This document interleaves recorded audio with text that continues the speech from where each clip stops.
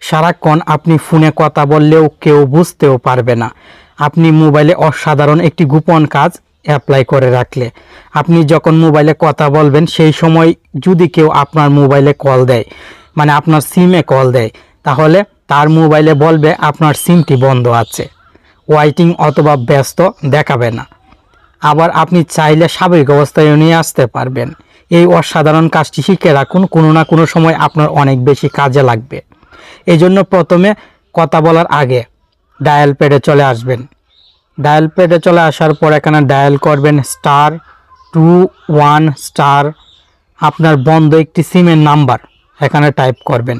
*21* বন্ধ একটি সিমের নাম্বার, আশা করি বন্ধ সিম আছে আপনার, সেই সিমের নাম্বারটি টাইপ করে এখানে হ্যাশ টাইপ করবেন। *21* বন্ধ একটি সিমের নাম্বার হ্যাশ সঠিকভাবে টাইপ করবেন। টাইপ করার পর আপনি যে সিম দিয়ে বেশি সময় কথা বলবেন চিন্তা করছেন, সেই সিম দিয়ে কল দিয়ে দিবেন। কল দেওয়ার সঙ্গে সঙ্গে call forwarding registration was successful এরকম একটি নোটিফিকেশন চলে আসবে, ওকেতে চাপ দিয়ে দিবেন।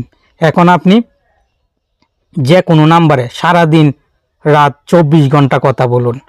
আপনার মোবাইলে কেউ কল দিলে আপনার সিমটি বন্ধ আছে এমনটা বলবে, ব্যস্ত আছে অথবা ওয়াইটিংয়ে এরকম কোনো কিছুই দেখাবে না, ফলে কেউ বুঝতে পারবে না আপনি মোবাইল দিয়ে কথা বলছেন। কথা শেষ হওয়ার পর আবার স্বাভাবিক অবস্থায় সিমটি নিয়ে আসতে পারবেন। আর অবশ্যই কথা শেষ হলে স্বাভাবিক অবস্থায় নিয়ে আসতে হবে, নয়তো সব সময় আপনার সিমে কল দিলে বন্ধ দেখাবে। মোবাইলের ডায়াল প্যাডে চলে আসবেন।